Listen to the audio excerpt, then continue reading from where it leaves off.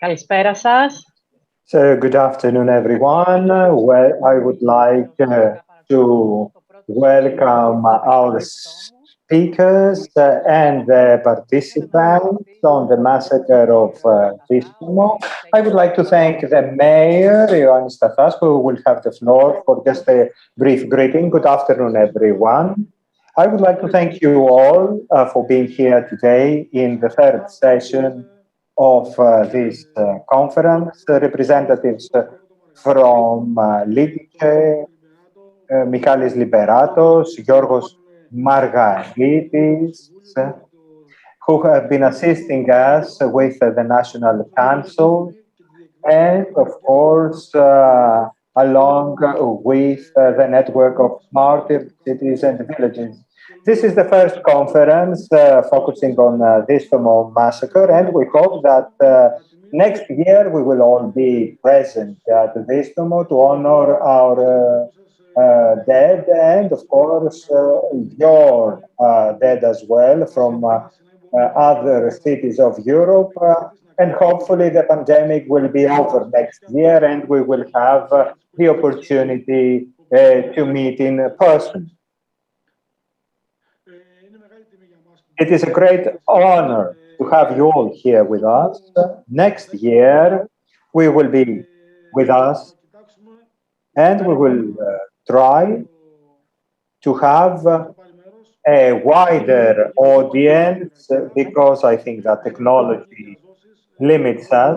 If we will have a live conference, we will be able to have more participants and the opportunity to exchange points of view, ideas, and of course, fight against Nazism.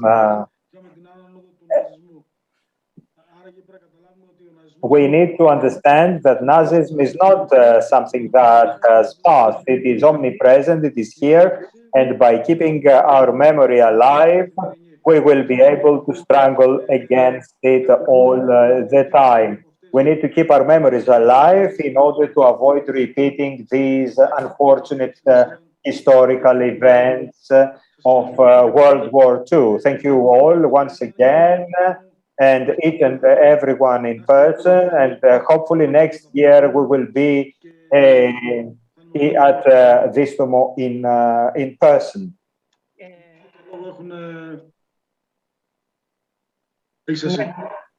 Ευχαριστώ και πάλι. I would like to thank the mayor. This is the third session. Nazi war crimes against humanity, historical context and places of memory in the framework of the Distomo Remembrance Day 77 years ago and the Nazi war crimes against humanity. We need to remember that not only in Greece but all over the world, villages and towns experienced violence from the SS. The massacre at Distomo were about 228, 117 women, 111 men, and 53 children under the age of 9. The violence was so extreme that they just stopped when everybody was dead. I also come from a village that has not been remunerated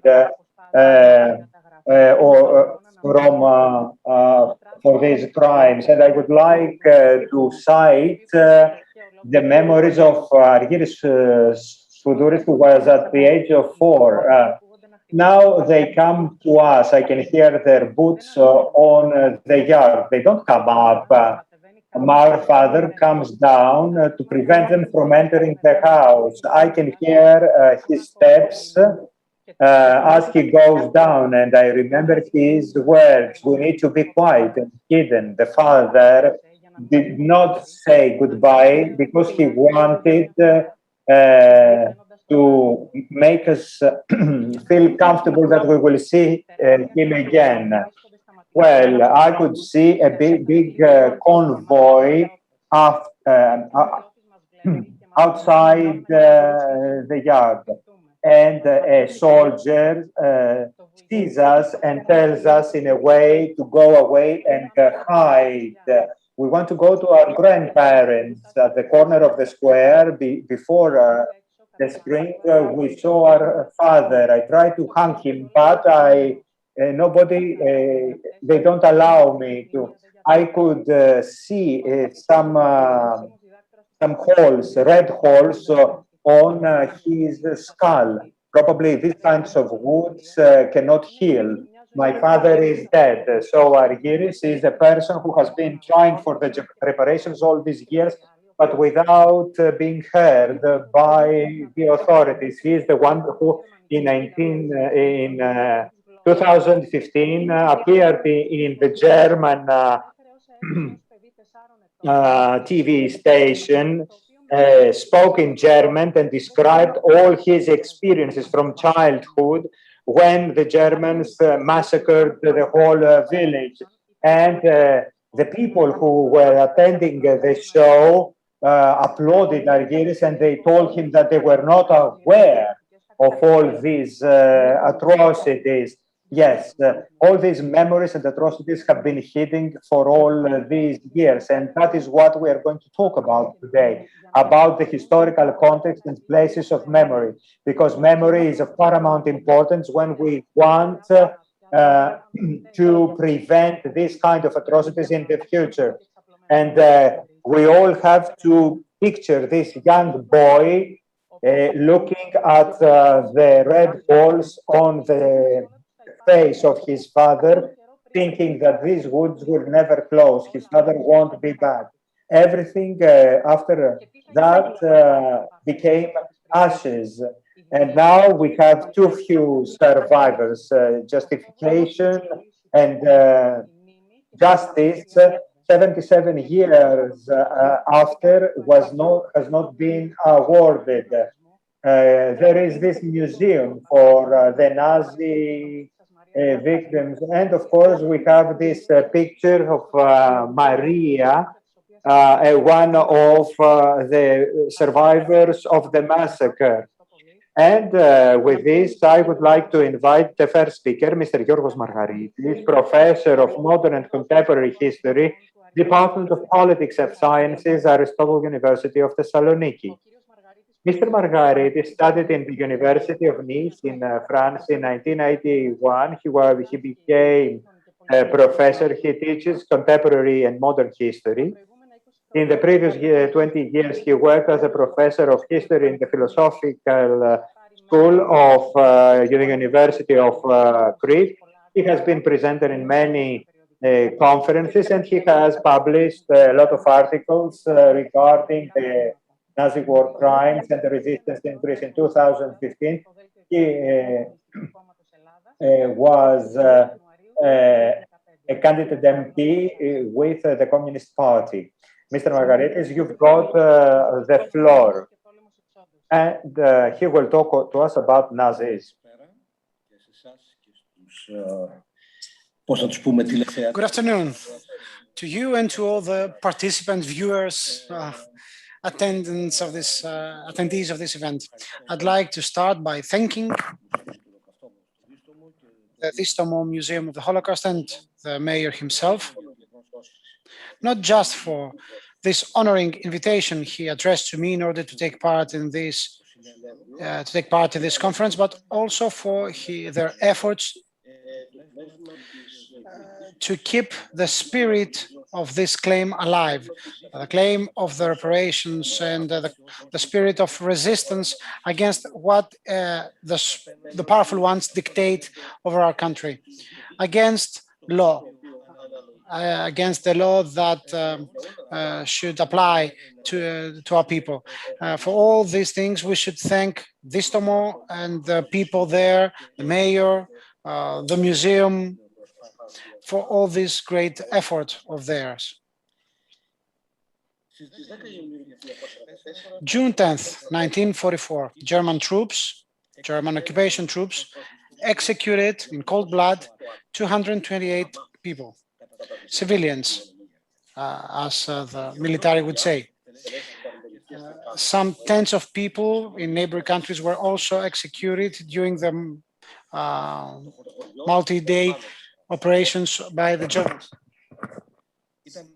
Many villages were destroyed following those raids, which was another piece of the puzzle of Nazi atrocities across Europe, across the German Europe of 1940-1945. The soldiers who brought death upon Distomo belonged to the 4th Brigade of the SS police.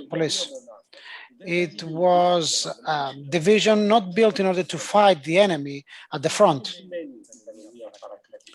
Of course, there was no paramilitary gang, something that any German government should not be blamed for. No, it was an instrument, a tool used by the then German government, by Germany itself, and exercised policy, implemented the policy of the German Reich at that time. German Reich, which, legally speaking, was the predecessor of the legal entity we know now as the Federal Republic of Germany. This specific division of police, because of the Polizei Panzergrenadier, because we're talking about a police division, a police group. So this unit had a mission, which was to establish terror of this new order on the occupied lands in Europe. Their work was to kill, was to destroy.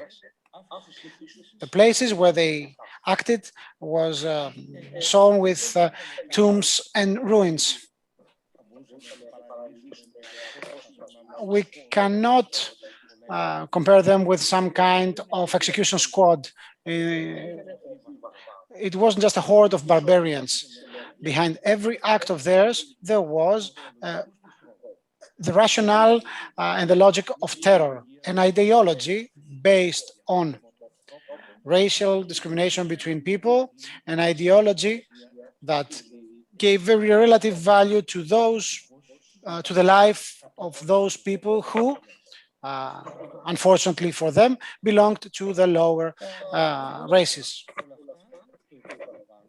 All these things, and I'd like to repeat that, was part of an official policy and executed by the administrative branch of a huge power of the time, Germany. A power which, along with other powers, created what we now call European civilization. Many years after those events, of course, many years, but it's a very small period of time compared to the historical trajectory of humanity, we feel a bit awkward. How did this thing happen? It wasn't it's not a sober academic quest.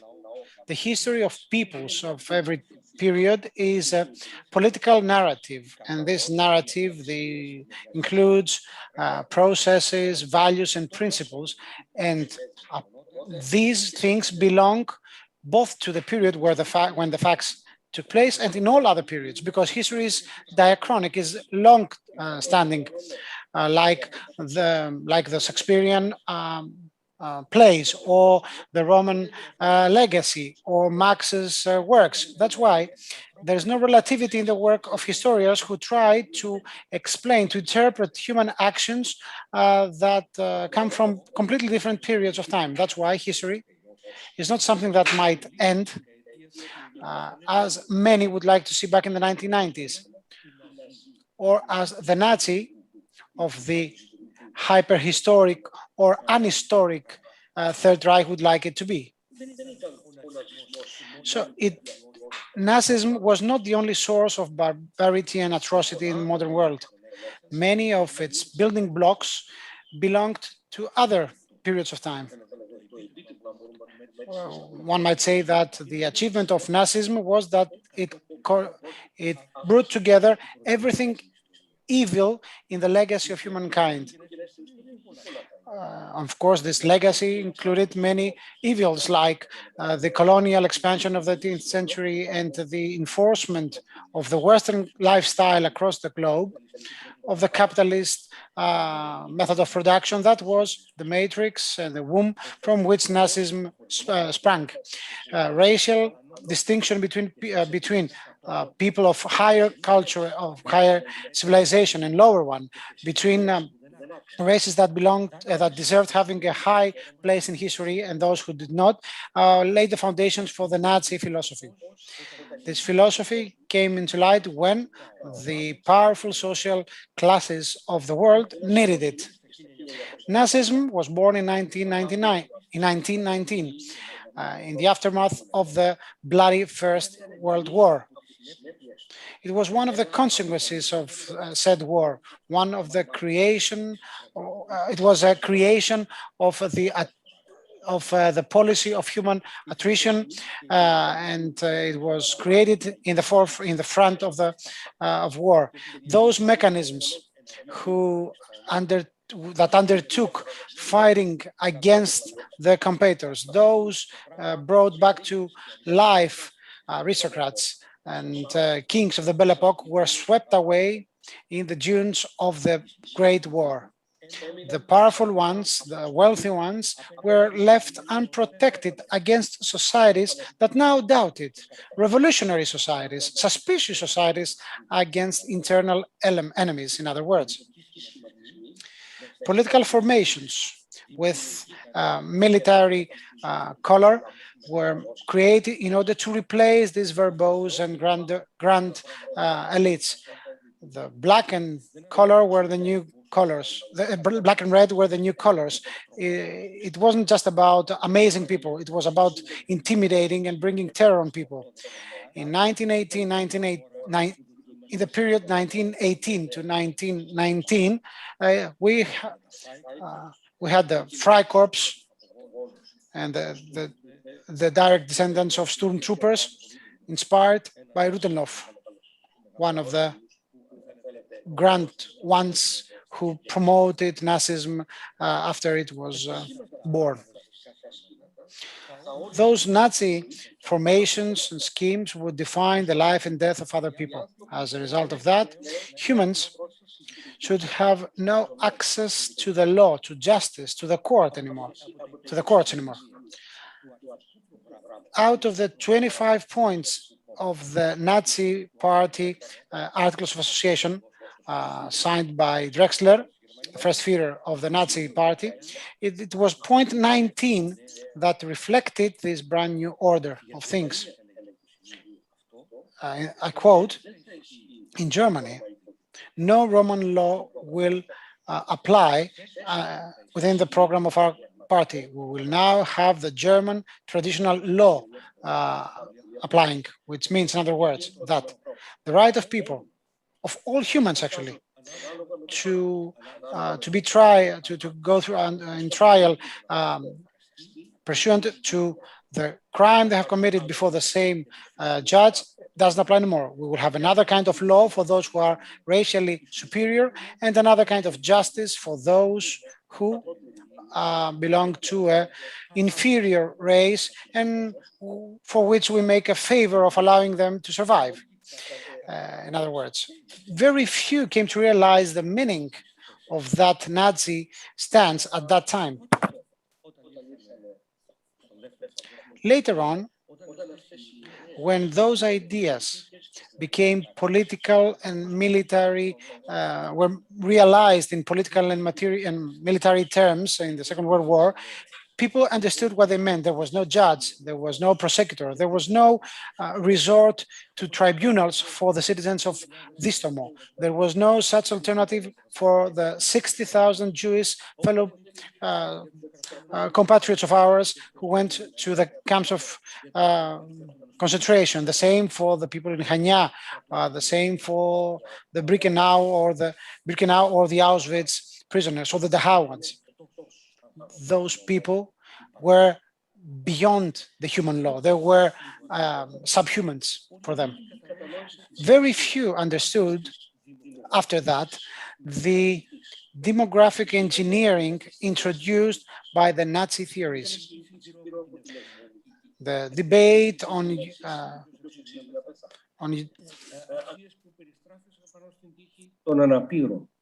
eugenics, about who deserves to live, who deserves to die, on the fate of people who are sick or ill, the cost of human life with respect to what this human life may offer to humanity, was now something measured. And of course, now, as a result of trying to find the balance and to weigh the things, there was always someone who prevailed. The Nazis started killing people in villages. They started burning men and women and children in our houses. They started using secondary and carbon monoxide in the furnaces in order to kill and burn people. So Nazi, in the name of eugenics, of course, this happened in other areas as well, and they exterminated all children born with issues, with conditions, for whom for Nazi did not deserve to live. So the cost of life became a criterion for who deserves to die and who deserves to live. The road to darkness, this is a term used by Joseph Corrant, was now fully open. The Second World War provided the opportunity for the things that Nazi introduced to become a criminal act with no precedent. The final solution was the outcome of a meeting of experts, of the so-called experts or the excellent ones, as we would call them in modern Greece. During the planning of the Barbarossa operation for the invasion in the USSR, it was very easily to think about killing 30 million people. It was a necessary killing in order to attain the nutritional balance or to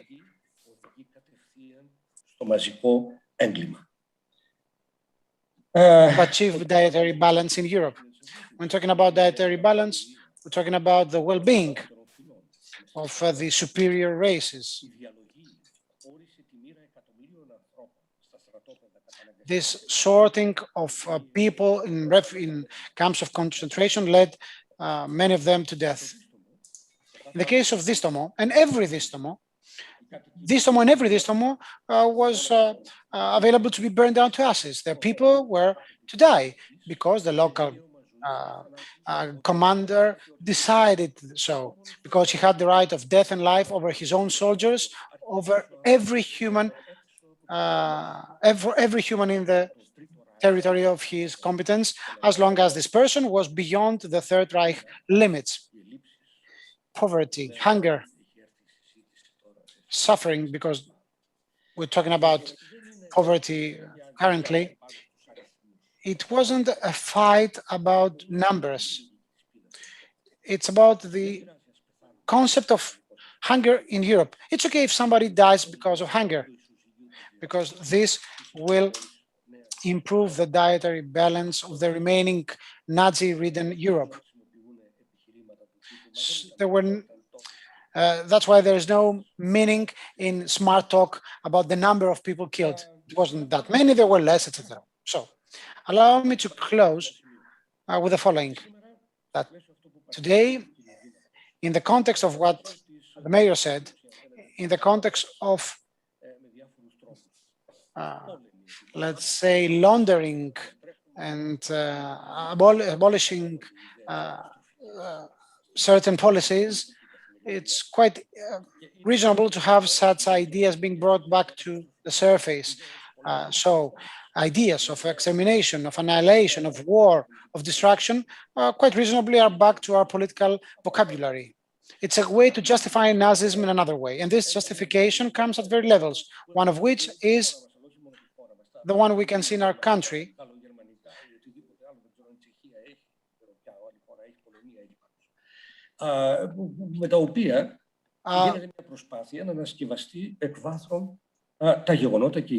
this effort to rewrite history between Greece and Germany, Poland and Germany, etc., etc. They try to take us out of the general context when trying to interpret things. We should not think what Nazis was. We should think about the culpability of this Commander Fritz or the other Commander Fritz about the crime. This is the context of this program of memories for the occupation and other programs organized of this sort.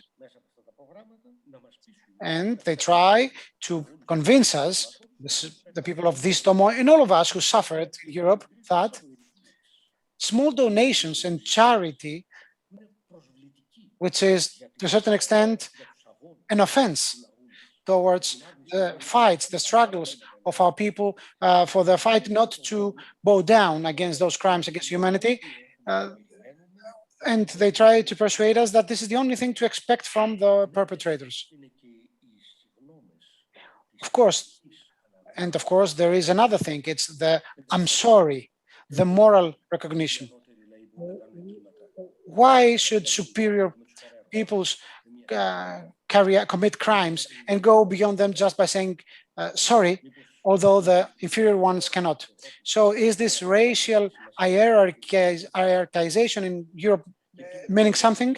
So let me end by saying that it is with personal and political bitterness that I see Greek colleagues of mine being involved in these and similar programs organized by the German government. Thank you very much. Thank you, Mr. Margaritis. Let's move on now to Mr. Michalis Liperatos. He's a historian, PhD. He studied at the philosophical department of the Ioanna University. He completed his PhD and the political history department of Pantheon University, and he has written a series of important books.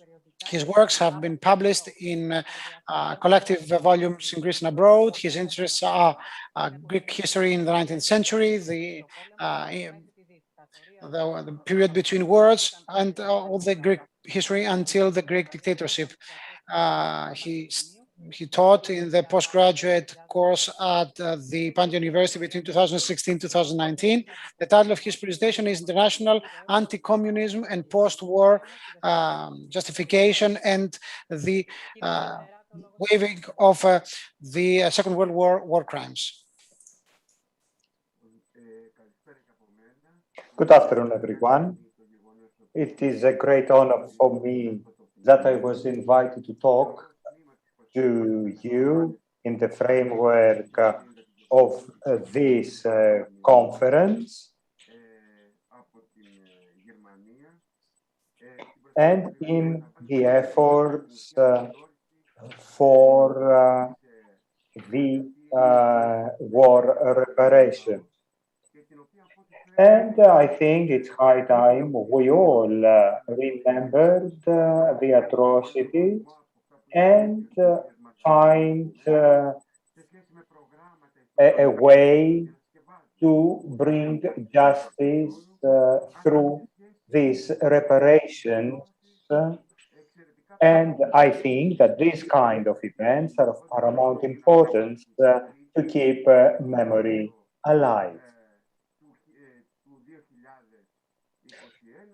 In May 2021, we had the relatives of the descendants of the massacre in Crete claiming justice. And I think that these are efforts that take place all over the world to change things in favor of the victims, something which has not always been the case. And this is based on fair relationships cultivated among states. And we should forget these relationships of superiority on the part of some states. Three were the pillars of the arguments in favor of the criminals when the international community tried to punish them. And the first argument that I was executing orders. But we saw that it's not just an order to massacre people, even in hostile areas. That is the Charter of Nuremberg, which was annexed in the London Agreement of 1945, provided that the hierarchy is not a justification for this crime regarding not only the officials, but the simple, the humble soldiers as well. Another excuse was the retaliation, that we did that in retaliation for what, for example, the partisans did to us. At the same time, no judge could accept only the punishment of some people. And excuses were omnipresent in all trials. But I think we had some case law that actually restore justice.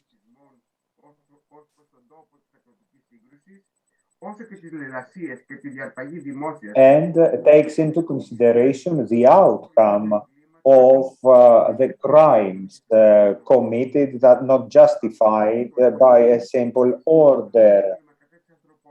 And these were crimes considered against humanity per se, as provided for in the Geneva Convention of 1949. Crimes against people were including the armed forces that had been executed, and even the presence of the armed forces among civilians could not justify the atrocities and of the soldiers, as well as looting cannot be justified. The International Convention imposed imposed unfavorable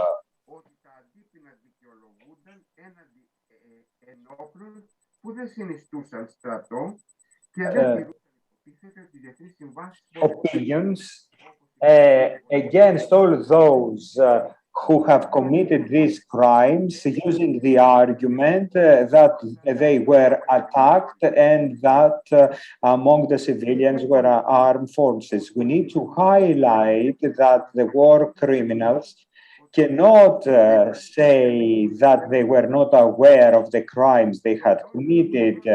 They were aware of that from moment one. And in October 1941, they saw that the retaliation against specific people that had already been committed have been recognized as crimes of war. And in London, the exiled government had already suggested measures of punishment against all those who had committed these crimes. In summer 1942 and 1943, we had also warnings against the Germans for these crimes through the declaration of Moscow, saying that all those who had committed these crimes will be arrested and brought before justice. We need to underline that in order to avoid the conflict, Articles 251 and 52 of the protocol signed among the great powers clarified that even unfair actions and violent actions that took place among against the civilians, excuse me, cannot be justified as retaliation by the occupation forces. And these decisions were not scarce ones, but there were collective decisions made by groups of states. So these these atrocities are considered pure murders. So an eye for an eye is not the case here. Nevertheless, a lot of trials consider that as consider retaliation as an excuse for these war criminals.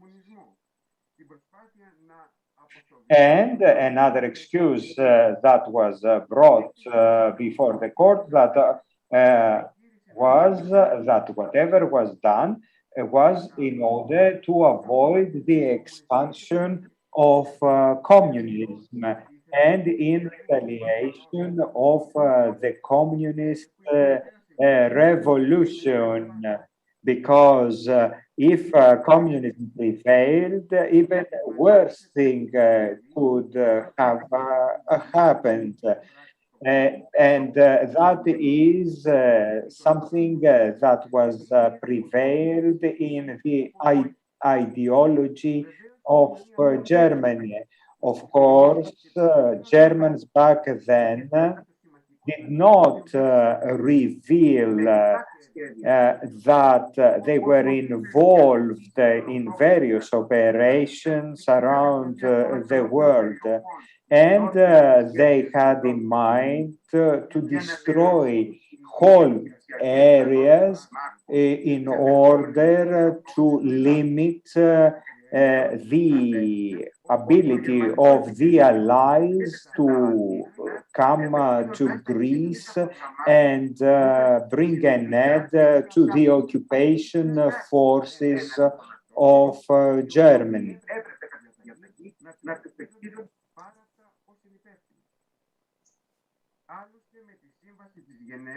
With the Convention of Geneva, it was known that retaliation was not allowed, and the British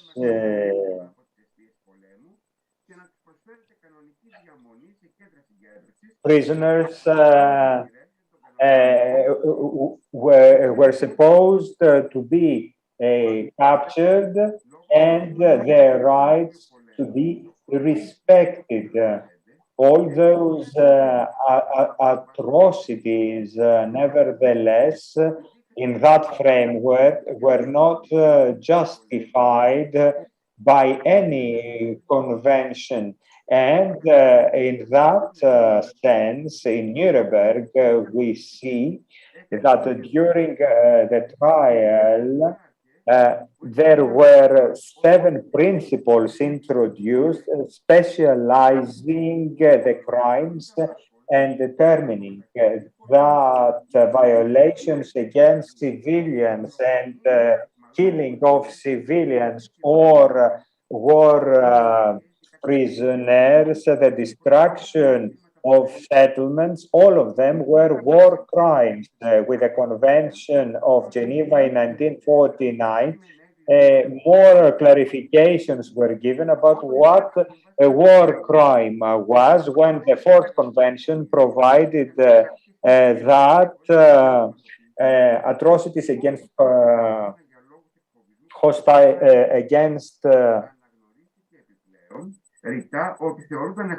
against hostages were not allowed. And when hostages, people were taken hostages, their rights should be respected. And in Nuremberg, we had similar examples regarding the atrocities that took place in Greece, despite the arguments of the perpetrators that they were executing their orders. And when at the end of the war was not enough,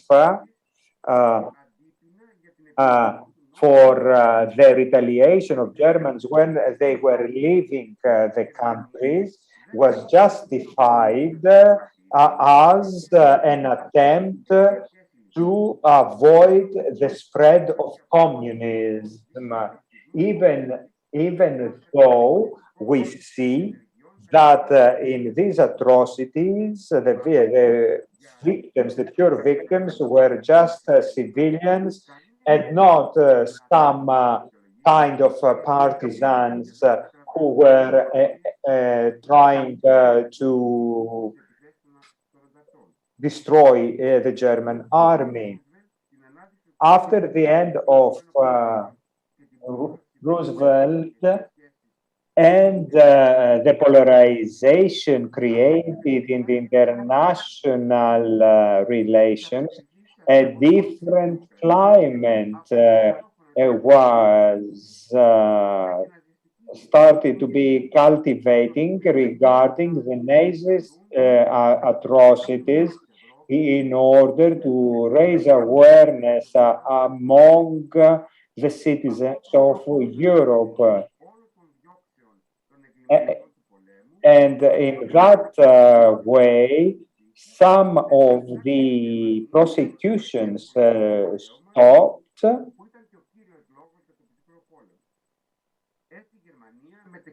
Because right then the German had to play an important role as the last frontier against the Iron Curtain. So these kind of trials could not operate in favor of the German.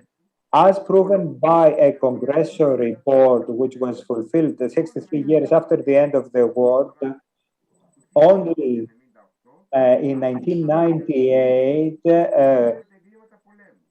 the crimes of war started coming in the limelight again, because until then, the American state kept these crimes hidden, as I said earlier, in order to have the German role enhanced, as I said earlier, against the Iron Curtain. But after the fall of the Iron Curtain, the war crimes came again in the limelight, and 200,000 reports and the secret services had to arrest about 120,000 people accused for war crimes, among them some of the most renowned one.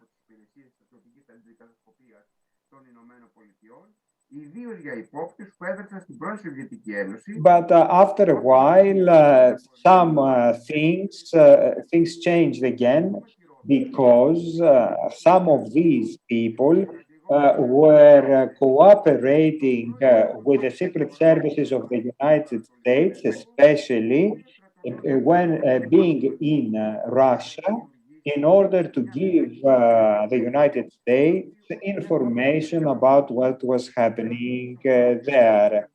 So we can see that the Americans approached these things in a different way, occasionally promoting justice, and and some other times trying to avoid the revelation of events. And occasionally, the United States would offer asylum to war criminals in order to protect them against their war crimes. In 1945, the American state tried to recruit scientists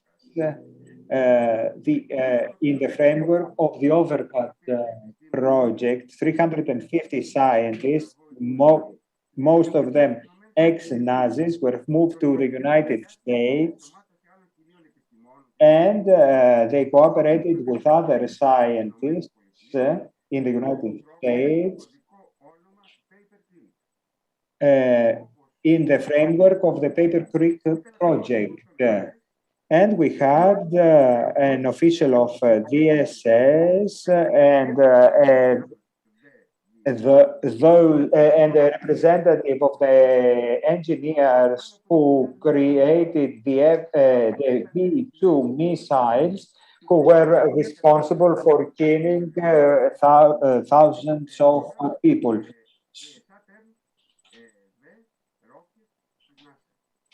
And those were used in Santerve project of NASA. A lot of other criminals arrived in the United States in the framework of a project, and more than 400,000 Europeans became citizens of the United States by 1952.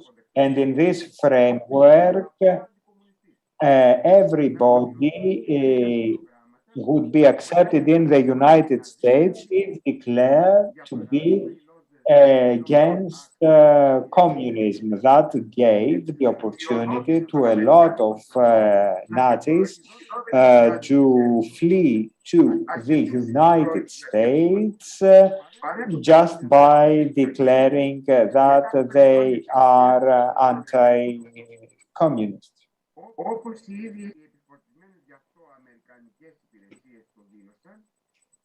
As the Secret Services also mentioned, until 1953, the research for war criminals in the United States were inexistent. Only in 1978, in Immigration and Nationality Act, for the first time, it was decided to deport to Europe all those who were war criminals during World War II.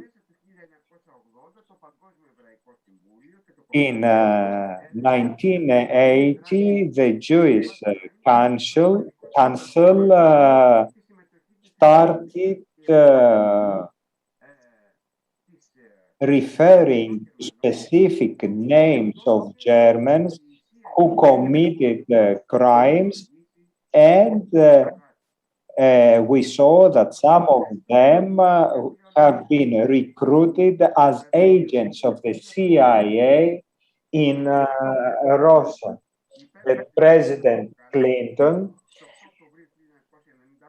signed in 1998 the Act of Revelation. So it took 58 years in order to be able to reveal the reports about the war criminals who had fled in the United States.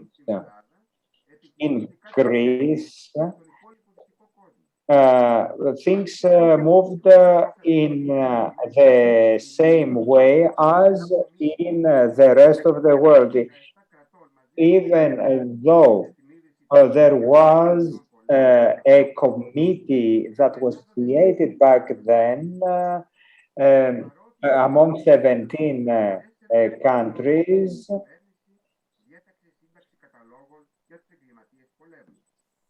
Ωστόσο, καμιά κρατική ελληνική υπηρεσία μετά την απελευθέρωση δεν έστελνε στοιχεία στο Υπουργείο Δικαιοσύνης.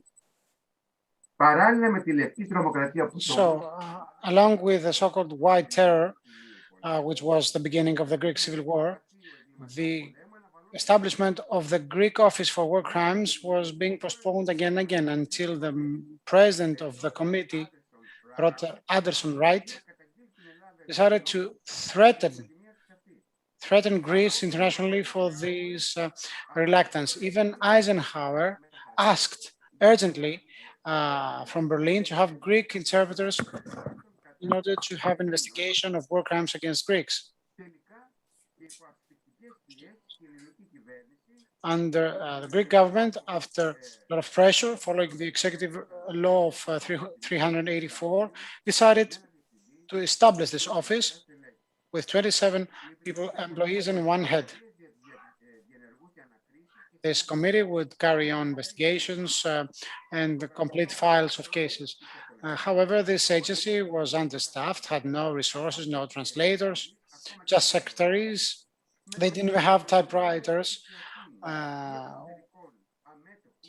With the competent ministers being against the operation, they finally compiled 380 files of cases until July 47, if I heard correctly, which were very similar one to another. In total, the Greek side lodged 1,831 cases for individuals, 911 Germans, 300 Italians, and 609 Bulgarians.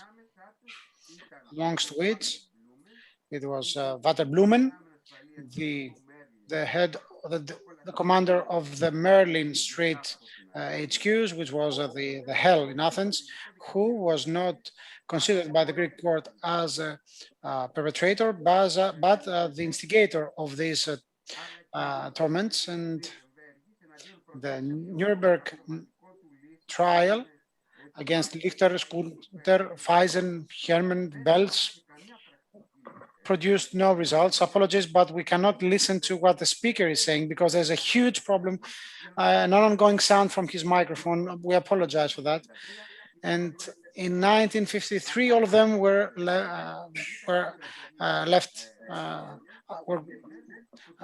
allowed to go free.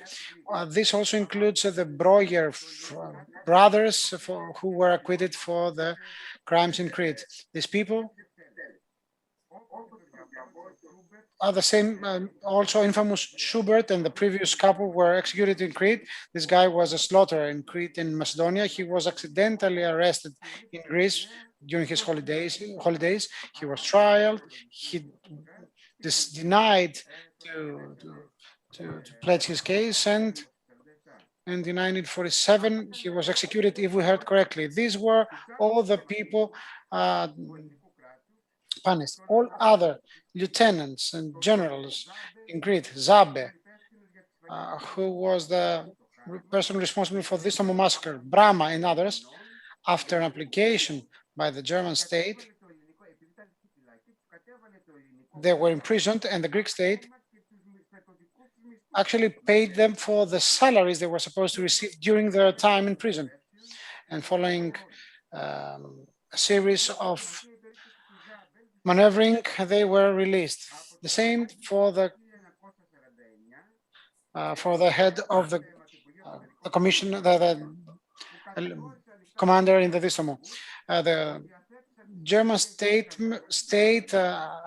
accused Greek ministers for not following up with a promise to provide amnesty to the Germans in prison. Andreas Toussis, the Greek judge, tried in his last effort to send all the cases to be tried at least in Germany. However, the German state secured acquittals, celebrating acquittals for them. They actually, the German courts asked Minister of Justice Papaspirou, while Nikos Belogiannis was being executed because of their responsibility, he was asked to abolish the Office of War Crimes.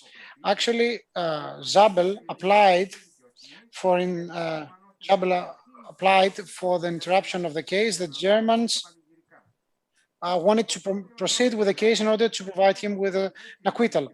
The problem of Zabel was how to sneak him out of Greece, because in the same period there was a trial for the Santana Massacre, and there was a lot of reaction by abroad.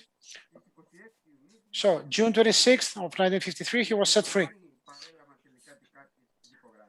Germans received also some case files until 1956, just to stop the prosecution against these culprits and get them back to Greece, one of which was the slaughter of Jews in the Thessaloniki, Mertens, who came to Greece on his own to find the gold of the Jews he has extracted from them, and he was arrested, and once again,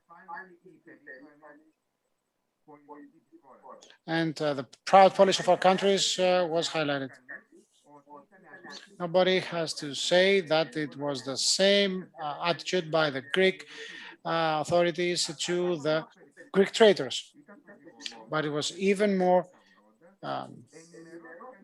funny that in 1980 that the Greek authorities were informed by Dieseltaf, if I heard the name correctly, that the German head of SS in Distomo, Kurt Ricke, was identified, and all the military in that massacre were identified during celebration organized for the Panzer Grenadier Group in Bavaria, in Bavaria. Mr. Liberatos, the case reached the Minister of Justice, it was brought to court, and the court decided that the case could not be tried because of the exemption law of 1959. Thank you very much. Thank you, dear professor. Now, the floor is to Dr. Edward Steli. He's a Czech historian, the writer, and the deputy head of the Ludis Memorial, and he is a graduate of the Karol Institute. He emphasized a lot on military history of the Czech Republic. One of his main research interests is the case of Lidice, this small town in the Czech Republic, where in June 10th, 1942, exactly 2 years before Distomo, one of the most well-known Nazi war crimes against humanity took place. He is the author of a book, and he is the head of the Lidice Memorial, the director of Lidice Memorial. Let us remember that Radus in France, Lidice and Distomo have a link between them, and they have this common thread that goes through their history because of the Nazi crimes. Mr. Stelig, you have the floor. Thank you very much. It's a great pleasure for me to participate in your conference. It's really excellent, this idea to unite the historians and the people which are united in the theme of the Nazi crimes during World War II. Thank you very much for 2 excellent presentations. And of course, thank you to the municipality of Distomo for the hospitality. So originally, I thought I could speak about Lidice, but the Lidice story, the destroying of the Lidice village by the Nazis is well known. And because the theme of our conference is crime without punishment, Nazi crimes against humanity in Europe, so I prepare a paper which is dedicated to the Bohuslav Echer, the man who was a Czechoslovak general, excellent lawyer, and now it's a completely forgotten person. Not only in Europe, but even in the Czech Republic when he was born. That man was during the World War II member of the Czech exile army in Great Britain. He was Czech or Czechoslovak representative in a UN Commission for Investigation of War Crimes from 1942 till the end of the war. And from 1945, he was a Czech delegate to the International Military Tribunal in Nuremberg. What's interesting, this man was the first person who defined concept of the crimes against humanity. He came with it in April 1944, and his concept became a nucleus for a further Universal Declaration of Human Rights in 1948 in Paris. So he participated in work on a commission or UN Commission for Investigation of War Crimes, especially in 1942. And what's interesting, even in 1942, 1943, there was no clear idea in Allied countries for the first, what crimes to prosecute, secondly, what courts to appoint, and thirdly, who stand trial from the German or Japanese war crimes. Only one thing was they started work on it. Was original crime was a Nazi attack on peaceful nations. It was an original war crime, the Nazi attack, the crime of the war. But in World War II, similar problems were in World War I, but in World War II, there came completely new problems. There was a new character of the war, so total war. And in the war participated organization on which we could look as on the criminal organization. It was SA, SS, Gestapo. So, and especially the German Third Reich came with the state-organized banditry or terrorism. In October 1943, started work the London International Assembly as an assassination of many experts. And Etcher presented there this two important motions. One was the superior orders and German war criminals. In this mention, he labeled NSDP, SS, SA, and Gestapo as a criminal organizations. And what was interesting, he said that the members of the organizations became the members from his own decision, and they can't say that he received the orders from his superior persons, and he can't be defended by it. Secondly, the months after, in April 1943, the Etcher came with another motion. It was a criminal liability of the heads of the Axis states, especially that these people, especially that the attack on the peaceful nations, this attack, the crime of the war is a really crime and must be punished by the court, not by some political assembly.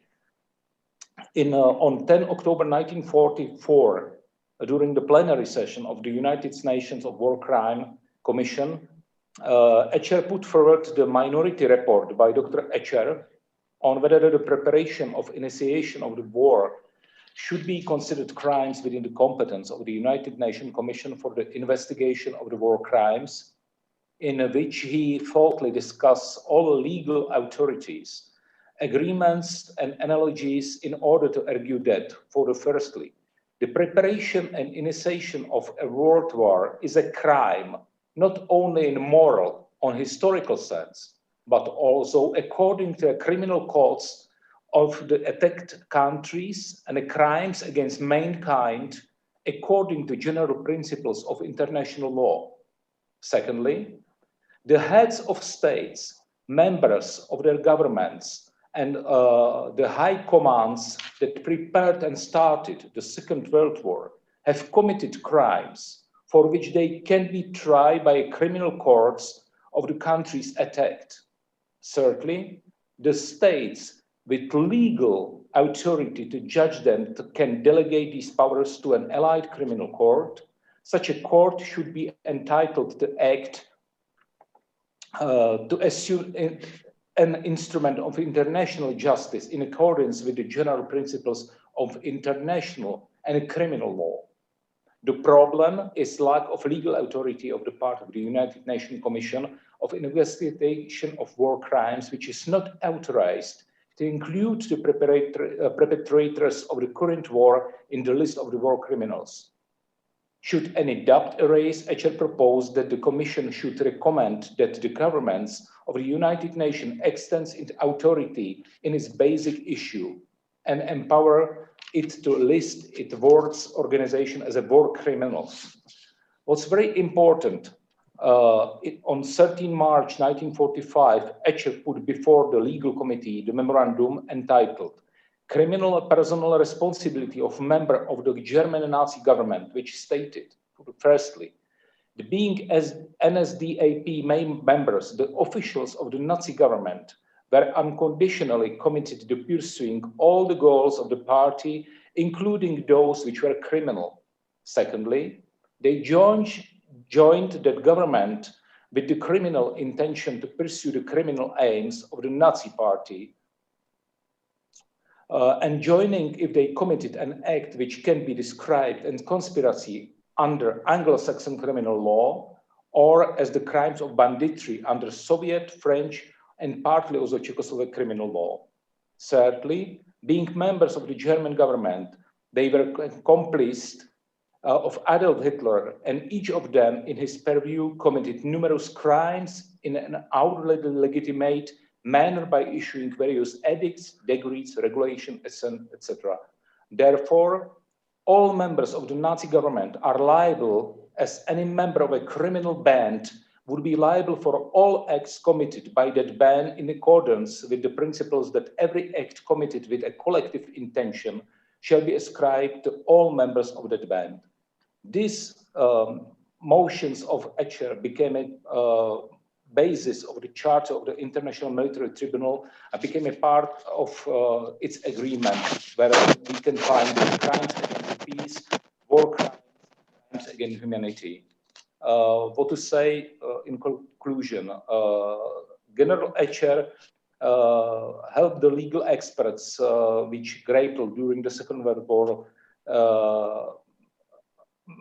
They are grappled with many problems, namely, as I already mentioned, what crimes should be punished, what perpetrators should stand trial, and whether the state or party officials can be prosecuted for something that was perfectly in line with the totalitarian legal order they served. But I think we can believe it's a time to remember the main principle that Bohuslav Etcher so often emphasized in dealing with his friends and foes. Please, never allow the law to kill justice. Thank you for your attention. Εμείς ευχαριστούμε, κύριε Στέλικ. Να περάσουμε στο... Συγγνώμη, λίγο έχω ένα πρόβλημα με το ίντερνετ εδώ πέρα, γιατί έχουμε... Deeply sorry, I had a problem with my internet connection, and now I participate through my mobile phone. I couldn't have the chance to attend the whole speech. I would like, nevertheless, to thank you very much for being here and for honoring us with your presence, Mr. Stelling. And next year, you will be invited to come to Greece, and we will have a representation in Lintice for you. Thank you very much. And now we will go to Michel Morabito, Director of National Park of Peace Museum of Santana di Stracema.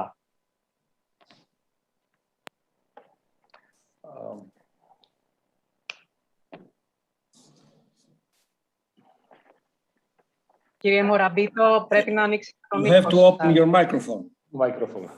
Could you kindly turn on your microphone, please? It's a pleasure for me to be here This evening, I'm the director of the National Park of Peace and the Historical Museum of Resistance of Santana di Stazzema.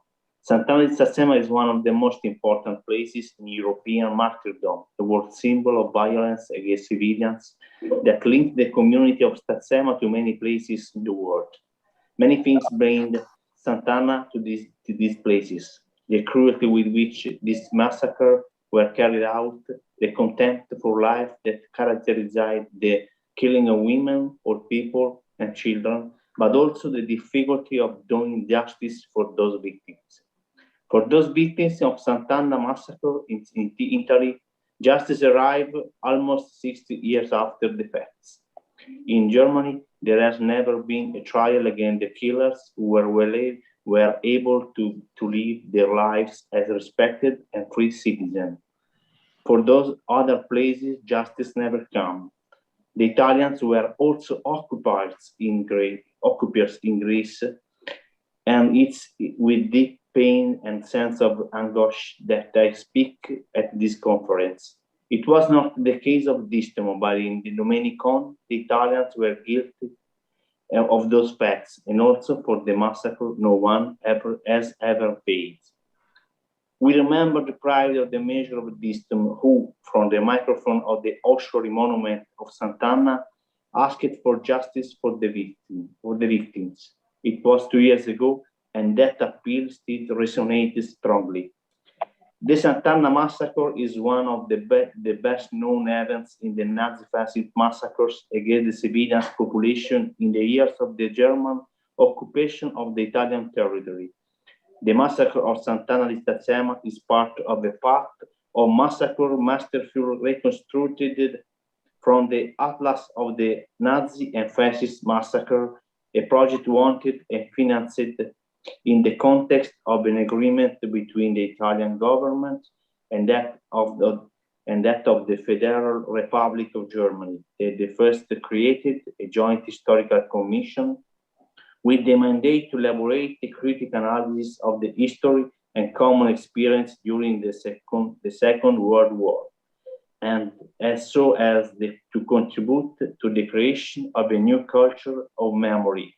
Therefore, the government of the Federal Republic of Germany financed this research within the Italo-German Fund for the Future, promoted in collaboration by the National Institute for the History of the Liberation Movement in Italy and the National Association of Partisans of Italy, which made it possible to define a complete picture of the episode of violence against civilians committed by the German army and the fascist allies in Italy between 1943 and 1945.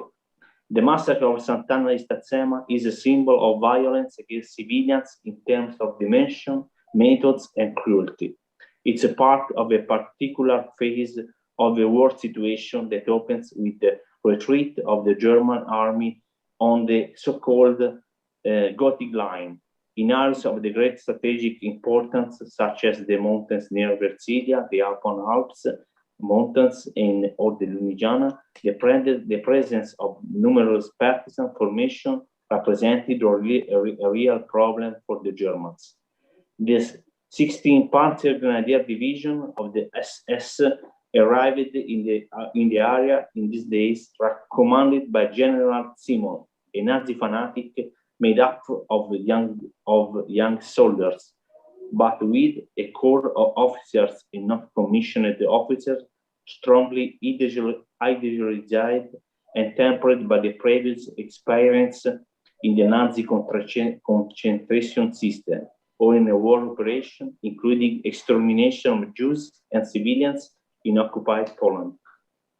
The Massacre of Santana is a part of an operation cycle of fight against partisan gangs that begins in the early August of 1944, hitting various areas of Pisa with violence and massacre, continues in Versilia, that invests after Santana di Stazzema, the Alpine Alps, beyond the Apennines Mountains in the great operation of Monte Sole, against the population of 3 municipalities, Marzabotto, Grizzana, and Monzuno, in which in 29 September to 5 October, 5th October, they were killed about 1,800 people. In this operational context, the Santana Massacre regains its tragic significance. There are paper operations aimed against the partisans, which are in reality configured as terrorist action to clean up the territory. Real massacre of all those that were found within the limited area as one of the reclaimed, considered partisans.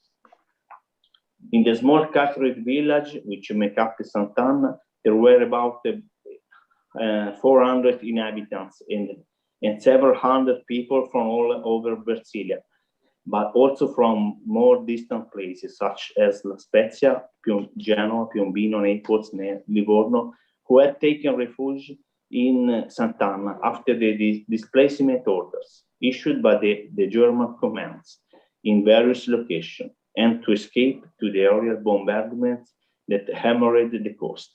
A small town became the protagonist of a beautiful history of hospitality, which today is most significant in a moment in which many people are fleeing a situation of hunger and war in search of a place to find hope for a dignified existence. The town of Sant'Anna was considered a safe haven because the Germans had indicated it as a place where a population forced to abandon their homes could converge. At the end of the day, about 500 women, old people, and children were killed. The Santana Distomo massacre remained without justice for over 50 years. For years, the fights of the responsibilities of the massacre were hidden by the Italian authorities. The military court of La Spezia commanded 50 years ago 10 SS men for their responsibilities for the massacres, and also for the modalities of their conduct in carrying out orders. For 50 years, the institution have forgotten these small communities lost in the Brasilia woods, dropping the appeals to justice witnessed by telegrams, letters to the local administration sent to the central authorities, so that Sant'Anna is not forgotten. Appeals that fell on different years. For the sacrifice of his citizens, so that the site of the massacre could become a warning for the younger generation and a place for reflection on the horrors of war, the Italian parliament made Sant'Anna Distomo the seat of the National Park of Peace. After the post-war oblivion, the process of the 15 years ago, the Santana Distomo National Park of Peace has taken on a symbolic connotation that goes beyond its geographical borders, ideally embracing all the places committed to the safeguarding of meanings, historical and moral, that Sant'Anna expresses. It has become a symbol of memory and a space for reflection on the rights and values of peace, justice, dialogue, and respect between peoples and individuals. Every year, it organizes national and international events, permanent and temporary exhibition, conference. Especially in the last 10 years, the National Park of Peace has grown a lot, both in terms of the offer to visitors and in terms of the educational activities, both in terms of visibility and recognition. In recent years, recognition has grown with the presence of numerous institutional representatives. The National Park of Peace, in carrying out its activities, is inspired by the series of principles and values that inspire the Constitutional Charter of Italy and the Universal Declaration of Human Rights, our civil life in democratic societies. Those principles and values that arise from the tragedies of the Second World War, from the awareness of the works of suffering, was necessary to restore Europe to freedom from the oppression and the totalitarianism of this cycle. In fact, when we talk about democracy, we are not referring only to a set of institutions, but also to a general conception of life, of human, of history. A democracy certainly needs suitable institutions, but it does not survive if these institutions are not fed by firm values. The National Party of Peace tends towards to the affirmation of a universe of ideals and values, opposite to the totalitarianism. Our mission as National Party of Peace is to act on today, on contemporaneity.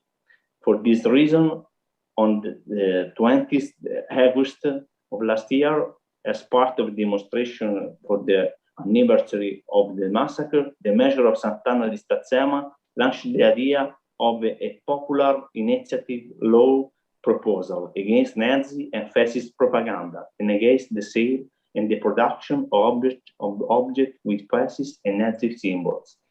The question they often ask us is whether the current rules are not enough, and the answer lies in what happens every day. The bill section, those we propagate the image and contents of the fascist party or the German National Socialist Party, or their ideologies, even if only to the production, distribution, dissemination, or sale of goods, images, a symbol. The closure of the legislature is not allowed to achieve the result of the transformation into law. Today, we are witnessing to the proliferation of images that recall to the fascism and Nazism, and which made violence, discrimination, the suppression of freedom the distinct threat. Having underestimated the return of symbols and propaganda, especially online, which refer to these ideologies, has meant to, in the last 10 years, that the number of those who thinks that the Shoah never occurred from 3 to 50% in Italy. That there are more than 20% of the population declaring that Mussolini was a great leader who made a few mistakes. While it's not a common belief that fascism has also done good things. Fascism and Nazism survive in the intimidation, in the beating, in the ideology of oppression that pervades social network. The threats to journalists who try to discover the world of neo-fascism, neo-Nazism, in Barney Stadium and in Westall against black footballers. They survive in indifference to the dead at the sea during adventurous journeys, refugee camps at the borders of our Europe. We have been overwhelmed by an enthusiasm that pushes us to ever greater commitment. The world of association, anti-fascist culture volunteering is mobilizing in support of the bill. Today, more even, it's important to commit all together against fascism and against this symbol. We need a new law, and we need it now. On 29th of April, the Massacre of Santana di Stazzema delivered the 20 and 50,000 signatures to the Chamber of Deputies, and the proposal was announced by the Camera of Deputies, or the Chamber of Deputies. We hope it will be a law soon. Thanks to the magistrates like Marco De Paulis, the trial in La Spezia gave us justice. In Germany, the lawyer Gabriele Haneke tried to prosecute this criminal, but we found insurmountable resistance. Today, the commitment to memory must be transformed into a commitment for the future. Thanks.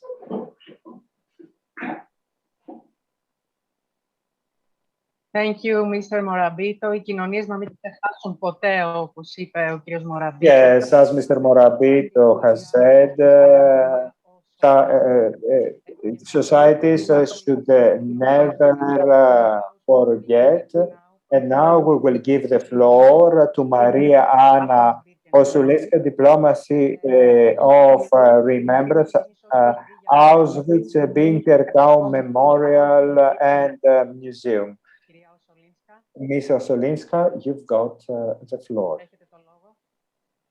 Thank you very much. Good evening, ladies and gentlemen, and thank you very much for the invitation to the conference. The topic of my presentation is keeping the memory as a key to the future, remembrance at the Auschwitz-Birkenau Museum. So I will rather talk about our present activities. And I have a PowerPoint presentation, so just please give me a second to open it. One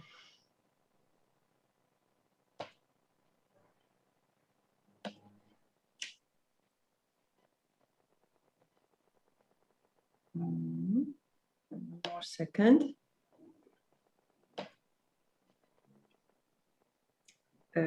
Right.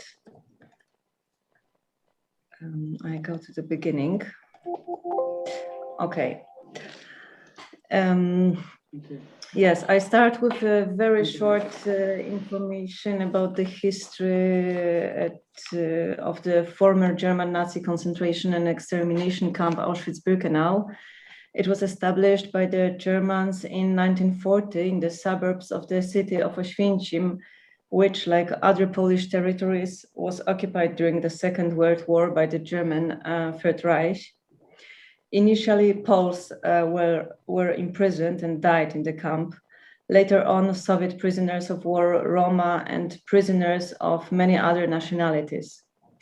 Since 1942, the camp became the site of the largest mass murder in the history of humanity, carried out on European Jews as part of the German plan for the total extermination of the Jewish nation. The majority of the Jews deported to Auschwitz, men, women, and children, were sent to death in the Birkenau gas chambers immediately upon arrival. A total of at least 1.1 million people, mostly Jews, about 900,000, were killed in Auschwitz by the Germans. At the end of the war, the assessment, in an attempt to cover up the traces of their crimes, began destroying the gas chambers, crematoria, and other facilities, as well as burning documents. Prisoners capable of walking were evacuated deep into the Reich. Those who remained in the camp were liberated by soldiers of the Red Army on the 27th of January, 1945. In 1947, there was established a museum in the area of the former camp. The memorial was included in the UNESCO World Heritage List in 1979. For the word, Auschwitz is a symbol of terror, genocide, and the Holocaust. It is now a place which we all are responsible to preserve it. It is very important to remember the history of Holocaust because, of course, we should remember the history. Through the remembrance, we commemorate the victims of the Holocaust. We should learn from the history so that it never happens again. And as Marian Turski, one of the Holocaust survivors, said during the 75th anniversary of the liberation of the camp, Holocaust did not fall from heaven. So it started, in fact, with small steps, with small signs of intolerance, or small signs of violence, which on the beginning, one might say, it's nothing very important, or it's just a small sign. But in fact, we never should stay indifferent. We are obliged to react,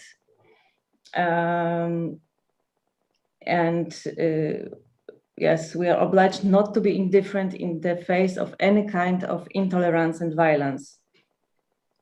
Through the history of Holocaust, we can also learn what man is able to do to another man.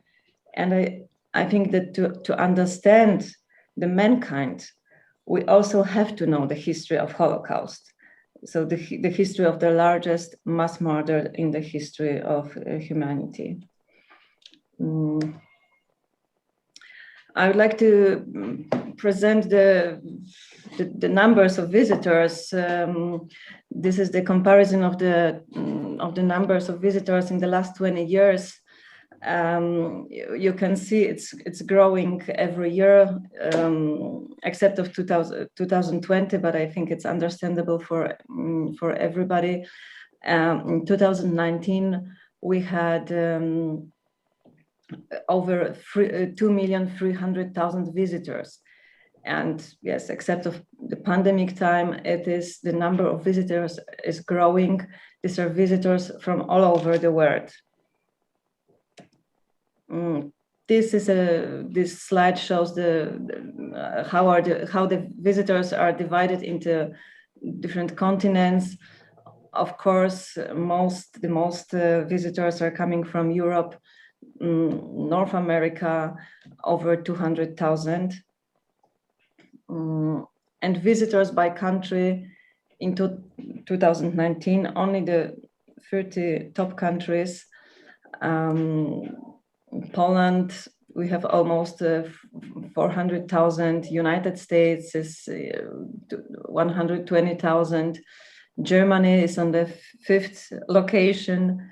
Greece, as you can see, has around 10,000 visitors in 2019. Although I must say we don't have any information about the place of origin of over 700,000 visitors.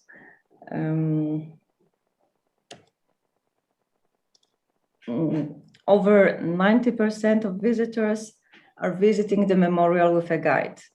And the guides are presenting the history in 22 languages. We have around 300 guides.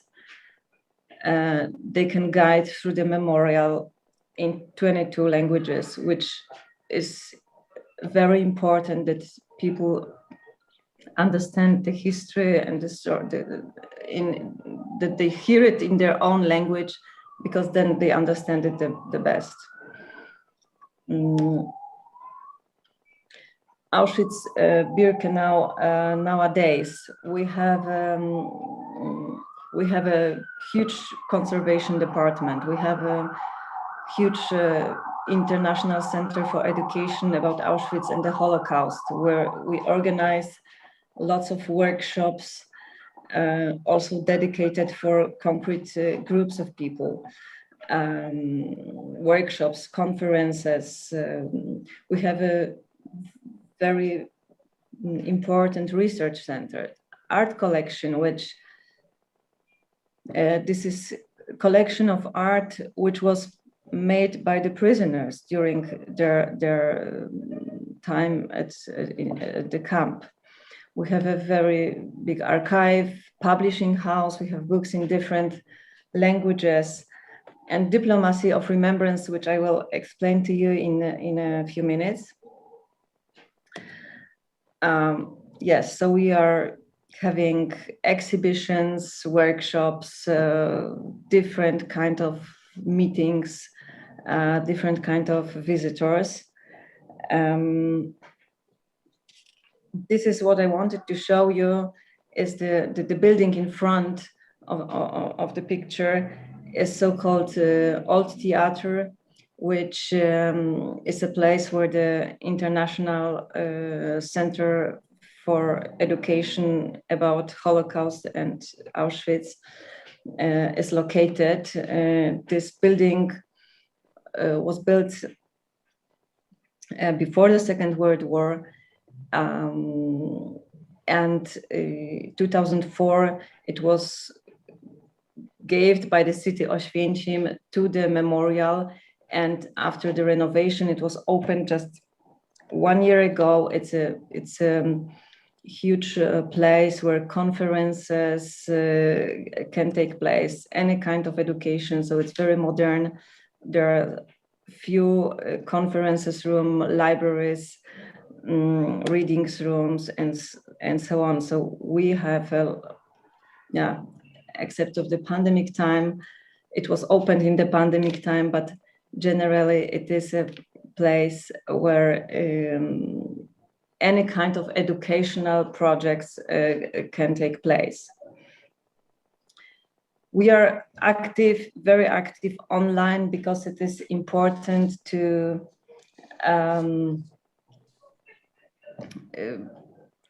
be present in the whole world. So at our website, you can find online lessons. Even today, there's one new lesson presented on the website. It's the new lesson is about inhabitants of Oświęcim during the occupation. There are Panorama Auschwitz.org is a place when you can virtual visit the memorial. We are very active on social media. We have over 1.15 million followers on Twitter. And there is a new project, which such an application on handies, which will start by the end of the year 2021. This is an application which will allow to make a virtual visit through the museum with a guide. This is the most important thing by this application, but it also allows to make a reservation at the museum, to buy some books and so on. But the most important is a virtual visit, just using your handy, but it will be live with a guide. And Memoria is a monthly newspaper, monthly online paper. This is a print screen of the newest title. It's a monthly magazine with the goal to present international activities on the topic of memory and education about the Holocaust. In English version, the English version has already about 15,000 readers. I must say it's quite new. We have this Memoria paper magazine for about 2 years. And just to show you one inside page, it's this, and I can say about this exhibition. It's a huge exhibition, Auschwitz not long ago, not far away. It's an exhibition which was under international organization with international group of historian experts. It's in fact organized by a Spanish company, but the Auschwitz-Birkenau Museum is very strong participating in it. We gave to the exhibition around 600 objects, but of course there are many other institutions which are engaged into this huge topic. The exhibition was already presented in Madrid for about 13 months and was seen by around 600,000 visitors. After that, it was presented in New York, in south part of Manhattan, in the Museum for Jewish Heritage, also around 1 year long. And in a few days, on the 14th of June, this exhibition will be opened in Kansas City. So it is a really big project. And diplomacy of remembrance. The mission of diplomacy of remembrance, which is quite a new department at our museum, is to disseminate knowledge about Auschwitz and the Holocaust as a warning to the contemporary world. We operate in the fields of culture, art, and education, protection of freedom and human rights. I think that together we can counteract racism and hatred and intolerance and participate in building responsible, committed, and sensitive societies. So the goals are to foster the diplomacy of remembrance and to propagate the memory of the Holocaust and victims of Auschwitz, as well as to develop among societies the values of democracy, commitment, tolerance, and responsibility.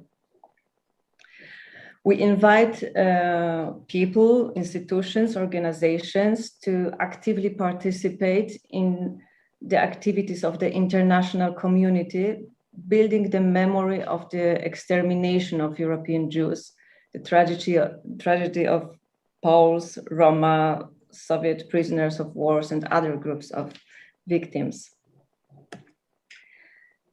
This is just a very illustrative slide which shows how many visitors we had in 21st century, but it shows how many people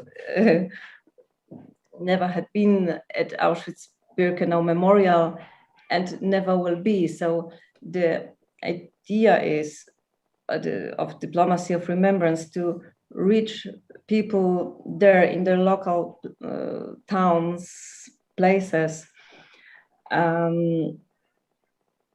So together with Auschwitz-Birkenau Institute, which is a foundation founded around two years ago, we try to find people and organizations to cooperate with. We are also searching for honorary ambassadors and honorary consuls of the Auschwitz-Birkenau Memorial. And through such a network, we will, yes, we try to build such a network of people, of these honorary consuls and ambassadors and people around them engaged into promoting the values of democracy and yes, and so we are working on building this huge huge network. And next. So this is, in fact, yes, the idea of the diplomacy of remembrance is integration around the historical remembrance, deportations, extermination, and the survivors.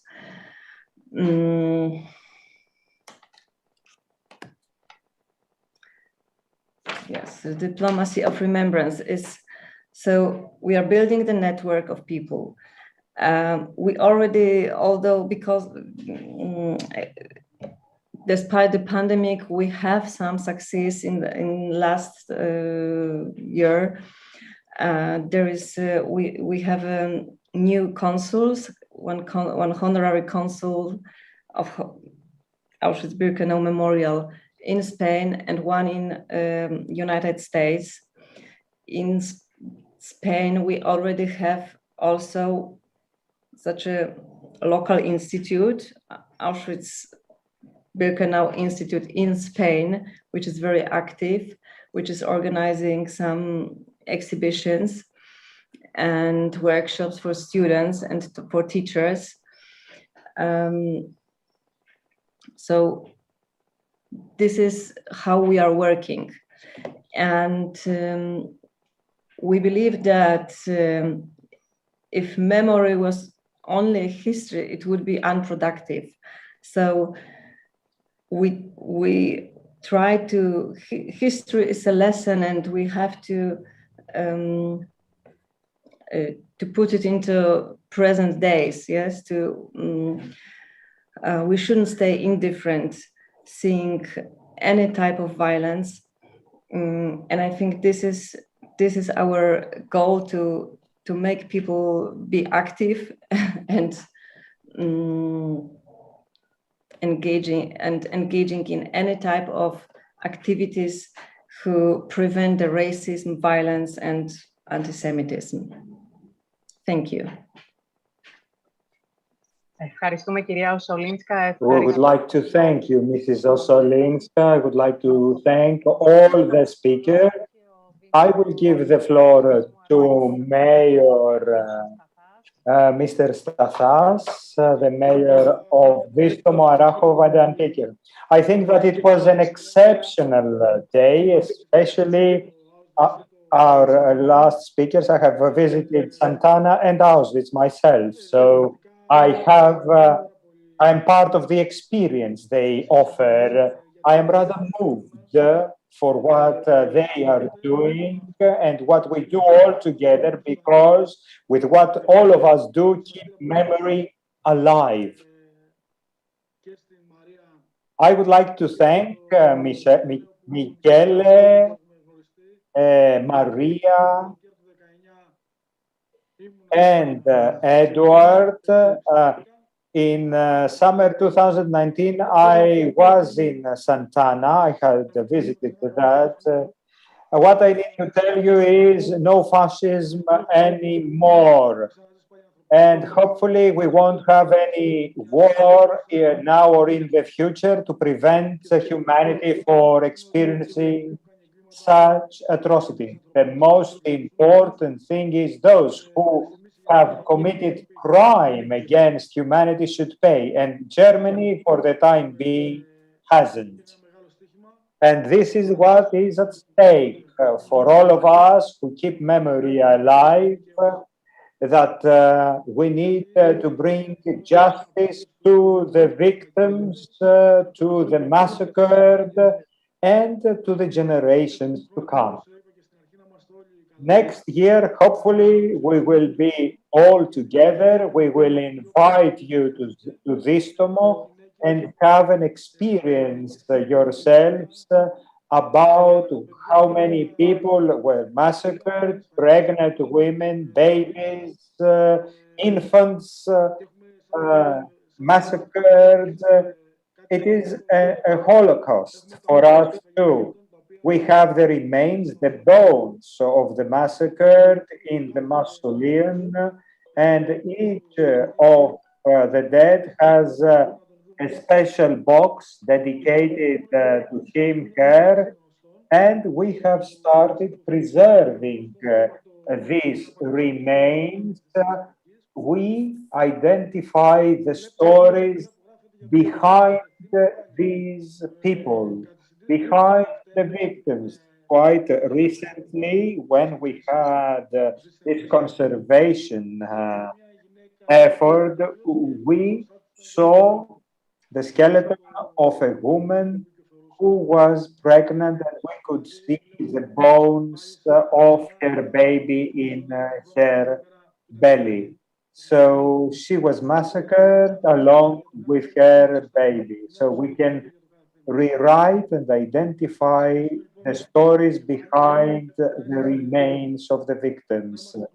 Thank you once again for attending this session, and hopefully next year we will be all of us together and have the opportunity to exchange points of view. And of course, we will meet again in Lidice, in Santana, in Auschwitz, and all of us have the obligation to work together and not allow people to forget. Good evening, everyone. See you tomorrow.